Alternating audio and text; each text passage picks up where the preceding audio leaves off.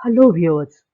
आज के इस वीडियो ट्यूटोरियल में बात करने वाले हैं about the ultra structure and function of centromere. इस संरचना को आप भली भांति पहचानते हैं।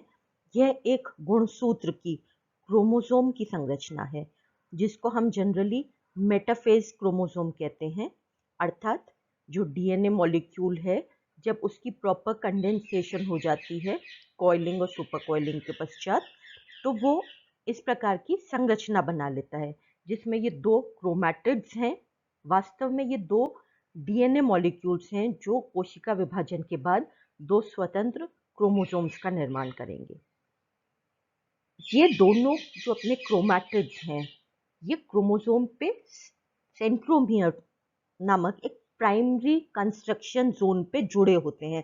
बाकी सब जगह ये एक दूसरे से पृथक है और इसके ये जो सिरे हैं ये भी विशिष्ट प्रकार होते हैं अपने डीएनए न्यूक्लियोटाइड सीक्वेंस के कारण, और इनको हम कहते हैं टीलोमियर। तो आज हम बात करने वाले हैं about the ultra structure of this primary constriction zone of a chromosome, that is the centromere.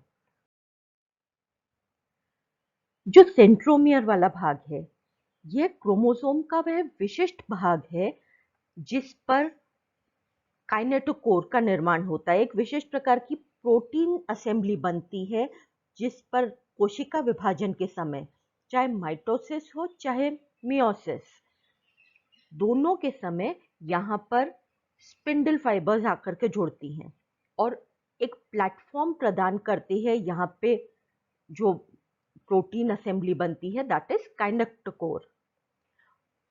किसी भी क्रोमोसोम में सेंट्रोमियर का जो भाग है वो प्राइमरी कंस्ट्रक्शन के रूप में नजर आता है, यानी सभी क्रोमोसोम्स में सेंट्रोमियर आवश्यक रूप से होगा, और यदि नहीं है तो कोशिका विभाजन के बाद पुत्री कोशिका में वह पहुंच पाएगा, यह संभव नहीं है।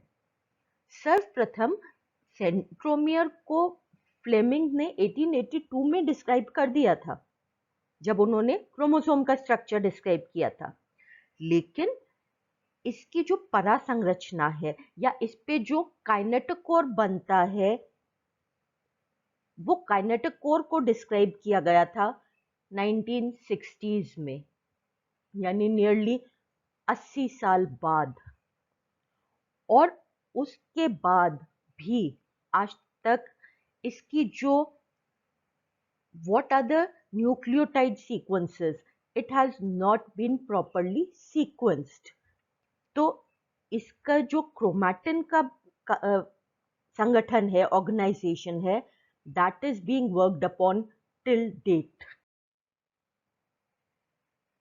अब अगर हम इस क्रोमोसोम को देखते हैं तो इस क्रोमोसोम पे अभी जो हमने बात करी, एक विशेष सेंट्रोमियर पार्ट पे विशेष प्रोटीन असेंबली बनती है जिसको काइनेटोकोर कह रहे हैं, और इस काइनेटोकोर से ये स्पिंडल माइक्रोट्यूब्यूल्स जुड़े होते हैं।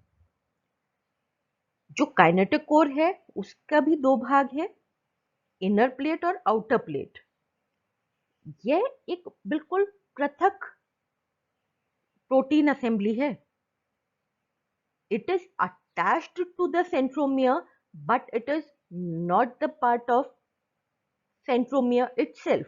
तो जब हम परासंरचना की बात करेंगे तो हम इस जो जैसे ह्यूमन बींग्स में this part of DNA is the alpha satellite DNA, तो हम इसकी बात करेंगे। और ये जो क्रोमोसोम का अंश है यानी कि क्रोमैटिन का भाग है, इसका जो डीएनए है उसकी विशेषता ये है, यानी सेंट्रोमियर डीएनए की, कि they are high order repeats. छोटे छोटे न्यूक्लियोटाइड सीक्वेंसेस की रिपीटेड श्रृंखलाओं द्वारा बनता है सेंट्रोमियर डीएनए, और यही कारण है कि इसकी सीक्वेंसिंग इतनी सफलतापूर्वक सभी यूकारियोटिक ऑर्गेनिजम्स में संभव नहीं हो पाई है।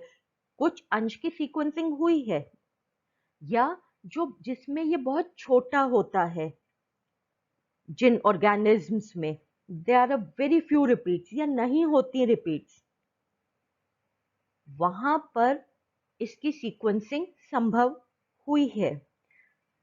But in general what we know is that this centromere DNA, it consists of repeated tandemly or non-tandemly repeated DNA molecules, DNA nucleotide sequences. And in case of the alpha satellite, जो एक DNA का monomer है, that consists of 171 nucleotide pairs. Alpha satellite human beings का जो centromere DNA है वो. अब कोई भी ऑर्गेनिज्म हो, जब हम बात कर रहे हैं कि प्रत्येक क्रोमोसोम में सेंट्रोमियर होना आवश्यक है, अर्थात उसमें कोई एक ऐसा विशिष्ट लक्षण होना चाहिए जिससे हम उसको सेंट्रोमियर के रूप में समझ सकते हैं. And that characteristic feature of each and every centromere is presence of a special type of protein, histone, and that is the centromere protein A. जब हमने अब तक क्रोमैटिन की बात करी, पहले वीडियो में हम क्रोमैटिन की बात कर चुके हैं, जिसमें जो डीएनए मॉलिक्यूल है वो octamer of histone proteins, 2 molecules each of H2A, H2B, H3 and H4 histones, उनके आर पार लिपिट करके विशिष्ट संरचना बना लेता है जिसको हमने न्यूक्लियोसोम कहा. जो सेंट्रोमियर वाला भाग है उसमें जो न्यूक्लियोसोम्स हैं उसमें हिस्टोन H3 उस रूप में नहीं पाया जाता है जिस रूप में वो बाकी के क्रोमोसोम में पाया जाता है. वहां पर यह एक विशिष्ट प्रकार का हिस्टोन बना लेता है. And occurrence of this CNPA, that is centromere protein A, जिसको हम SEN-H3 भी कह रहे हैं, उसकी उपस्थिति सेंट्रोमियर को डिफाइन करती है. यह सभी जीवों में एक सा होता है, that is it is universally conserved. भिन्नता होती है इन ऑर्गेनिजम्स में, भिन्नता होती है या तो जो डीएनए सीक्वेंसेस इसके आर पार ऑर्गेनाइज हो रही हैं उन सीक्वेंसेस में भिन्नता होती है, या ये जो न्यूक्लियोसोम्स हैं इनके ऑर्गेनाइजेशन में भी सेंट्रोमियर में वेरिएशंस पाए जाते हैं, बहुत अधिक वेरिएशंस पाए जाते हैं. जैसे बडिंग यीस्ट में यह सिर्फ हेक्सामेरिक है, ऑक्टामेरिक नहीं है. 8 molecules of histones are not present. In case of Drosophila, it is tetrameric. जबकि ह्यूमन बींग्स में 8 हिस्टोन मॉलिक्यूल्स हैं, H2A, H2B, H4 और H3 has been replaced by your centromere protein A. तो common point is presence of this special centromere protein A in the chromatin that is formed in the centromere region of each and every chromosome. ये देखिए यहाँ पे जो arms हैं, chromatids हैं, वहां पर normal nucleosome is there with H3 histone protein, जबकि सेंट्रोमियर वाले भाग में H3 के स्थान पर आपका सेंट्रोमियर प्रोटीन A आ गया है. इस सेंट्रोमियर A प्रोटीन के उपस्थिति के कारण यहाँ पर जो सोलेनॉइड मॉडल बनेगा, इसकी जो फर्दर ऑर्गेनाइजेशन होगा, फर्दर कॉइलिंग होगी, वहां पर भी भिन्नता आ जाती है. और इन दो सेंट्रोमियर्स के बीच में, दो न्यूक्लियोसोम्स के बीच में ये जो स्पेस है that is reduced, and that is the reason. ये नॉर्मल वाला पार्ट है और ये हमारा सेंट्रोमियर वाला पार्ट है.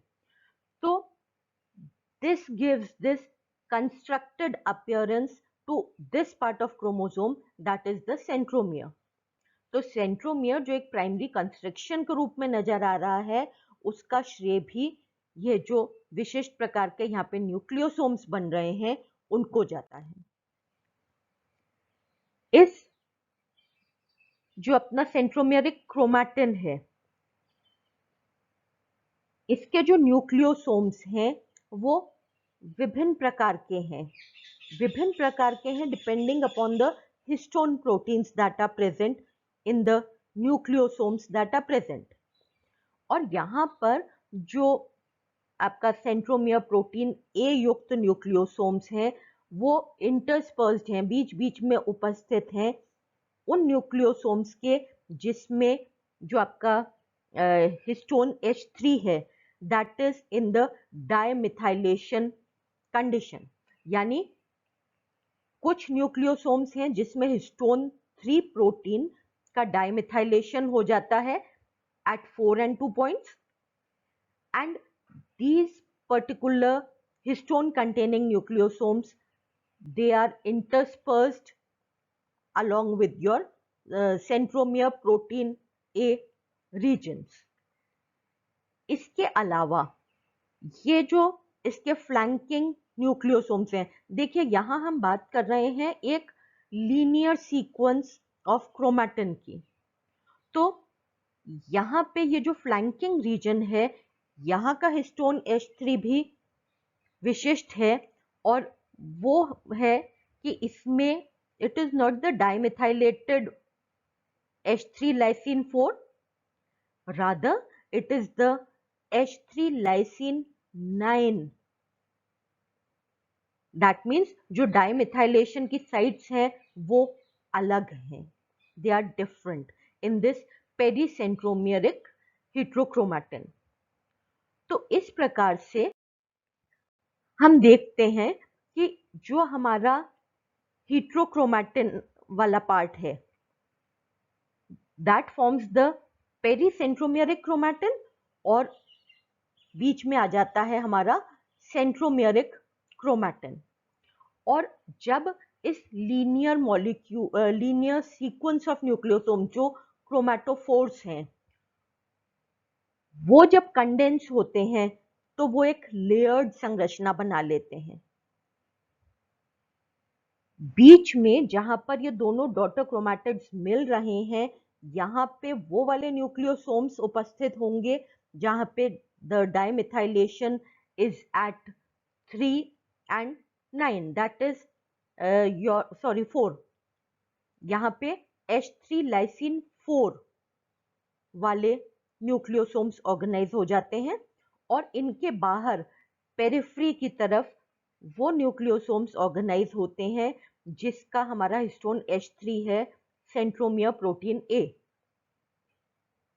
और इनके बाहर हमारा heterochromatic that is पेरीसेंट्रोमियरिक heterochromatin organise होता है। तो जो सेंट्रोमियरिक प्रोटीन ए है that provides the basic platform, वो स्थल प्रोवाइड करता है जिस पे आगे चल करके हमारे काइनेटोकोर प्रोटीन्स जुड़ेंगे and they will form the kinetochore. ये देखिए ये अपने लीनियर सीक्वेंस हो गई of the chromatophores, that means different nucleosomes connected by the linker DNA. अब जब इनका कंडेंसेशन हुआ उस समय जो सेंट्रोमियरिक प्रोटीन ए वाला अंश है वो पेरिफ्री की तरफ आ गया, जहां दोनों डॉटर क्रोमैटिड्स जुड़ रहे हैं वहां पे अपने ये बीच बीच में इंटरस्पर्स्ड ग्रीन वाला पार्ट दैट इज H3 के 4 वाला पार्ट आ गया, न्यूक्लियोसोम्स आ गए। और जो हेट्रोक्रोमैटिन वाला ये बाहर का पर्पल वाला पार्ट है पेरी सेंट्रोमियरिक हेट्रोक्रोमैटिन जिसको हम कह रहे हैं which is made up of H3 के 9 nucleosome type of histone containing nucleosomes, वो इसके आर पार एक कवर जैसा बना लेता है। सो अल्टीमेटली ये जो दोनों डॉटर क्रोमैटिड्स हैं, इसके बीच में इनको जोड़े रखने का कार्य में प्रयुक्त होता है ये हमारा पेरी सेंट्रोमियरिक हेटेरोक्रोमैटिन वाला भाग। मेटाफेज में ये आपस में जुड़े रहते हैं विशिष्ट प्रकार के हेटेरोक्रोमैटिन के जो अपने पार्ट हैं, डीएनए मॉलिक्यूल्स हैं, ये विशिष्ट प्रकार के प्रोटीन्स कंडेंसेंस और कोहेजेंस के द्वारा जुड़े रहते हैं। और जब एनाफेज अवस्था आती है, जब ये स्पिंडल फाइबर्स डीकंडेंस होने लगती हैं, उस समय a tension is developed और it is at that point of time कि ये सेंट्रोमियर में जो बीच में हेटेरोक्रोमैटिन आपस में जुड़े हुए हैं, ये एक दूसरे से पृथक हो जाते हैं और हमारे एनाफेज समय पर दोनों डॉटर क्रोमैटिड्स दोनों दिशाओं में अपने अपने पोल्स की तरफ बढ़ जाते हैं। ये देखिए, ये सैक्रोमाइसिस सेरेविसी की जो क्रोमैटिन रीजन है उसका एक स्कीमेटिक रिप्रेजेंटेशन है। यहाँ पे ये दो डॉटर क्रोमैटिड्स हैं, दोनों अलग अलग रंगों में, जिसमें डीएनए मॉलिक्यूल है। इन डीएनए मॉलिक्यूल्स को आपस में भी जोड़े रखने का काम कोहेजन और कंडेंसेंस कर रहे हैं, और साथ में ये इधर भी, यानी दोनों क्रोमोसोम्स को आपस में भी जोड़े रखने का, दोनों डॉटर क्रोमैटिड्स को आपस में जोड़े रखने का काम भी यही विशिष्ट रिंग जैसी संरचनाएं कर रही हैं। And that is the reason कि ये जो क्रोमैटिन के दो भाग हैं, the two domains of the centromeric chromatin, alpha chromatin human beings में, that is the centromeric chromatin and the pericentromeric chromatin, वह आपस में किस प्रकार से ऑर्गेनाइज होकर के और यह विशिष्ट संरचना बना रहे हैं जिस पे ये काइनेटोकोर्स जुड़े हुए हैं।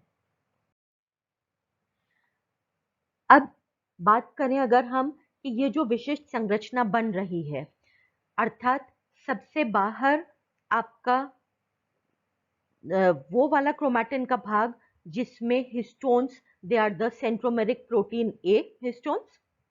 उसके बाद जहां पे दोनों डॉटर क्रोमैटिड्स एक दूसरे के संपर्क में आ रहे हैं, वहां पर आपका हिस्टोन 3 का variant, that is the histone 3,4 H3,4 methylated वाला जो अपना वेरिएंट है हिस्टोन 3 का, उसको कंटेन करने वाले न्यूक्लियोसोम्स का रीजन है, और इनको आपस में जोड़े रखने का कार्य कर रहे हैं हमारे पेरीसेंट्रोमेरिक हेटेरोक्रोमैटिन, जिसमें हिस्टोन 3 का एक दूसरा वेरिएंट है, मिथाइलेशन की साइट अलग है।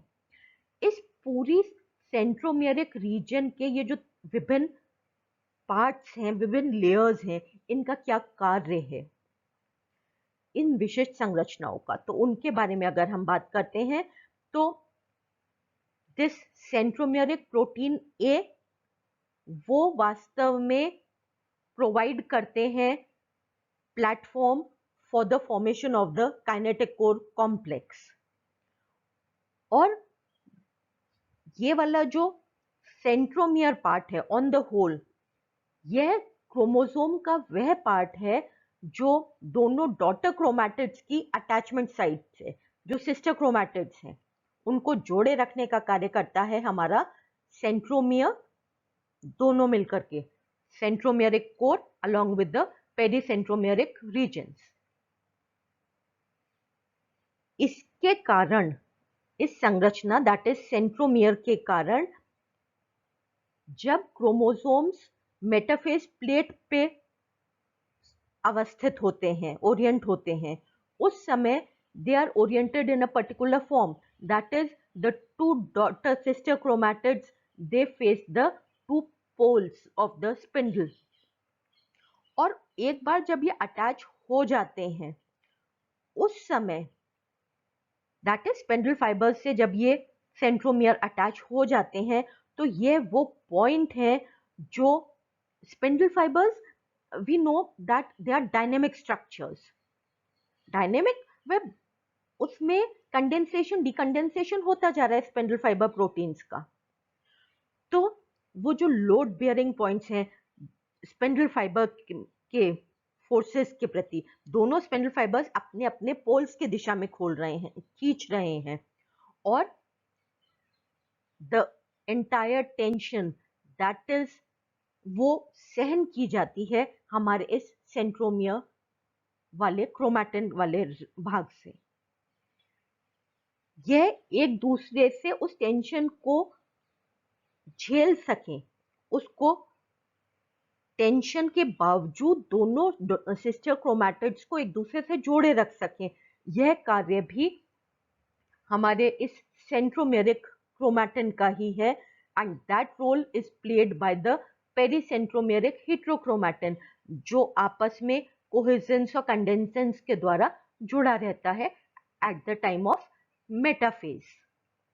और उसके बाद जब ये टेंशन बढ़ता जाता है, ये सेंस किया जा रहा है वापस से हमारे सेंट्रोमियर द्वारा, तो इसका एक कार्य हो गया कि it is the control point of cell cycle. Metaphase point से कब एनाफेज में प्रवेश करेगी कोशिका।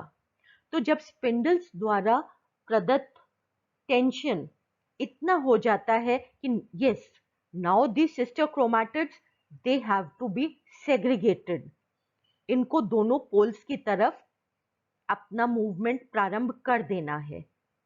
That is sensed by this centromere of the chromosome, और उसके बाद इस सेंट्रोमियर वाले भाग में प्रोटियोलिटिक एक्टिविटी होती है।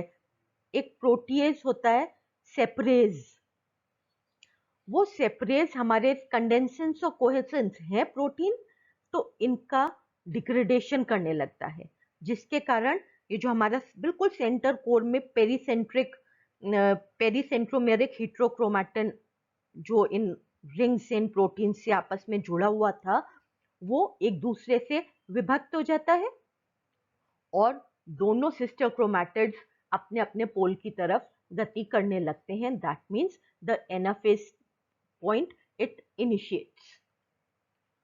So in this way, this particular centromeric chromatin, it plays a vital role in cell division part, चाहे माइटोसिस हो या मियोसिस का अपना सेकेंड फेज। यानी जब भी ये सिस्टर क्रोमैटिड्स, यह डीएनए के दो मॉलिक्यूल्स जो रेप्लिकेट हुए थे, रेप्लिकेशन के फलस्वरूप बने थे during the interphase point, they are separated into two separate entities because of the specific organization or because of the ultrastructure of this part of chromosome जिसको हम कह रहे हैं centromere. So this is all about the ultrastructure and functions of the different domains of centromere। तो यह है हमारी परासंरचना के बारे में सेंट्रोमियर और उसके परासंरचना के विभिन्न स्तरों के विशिष्ट कार्य। धन्यवाद।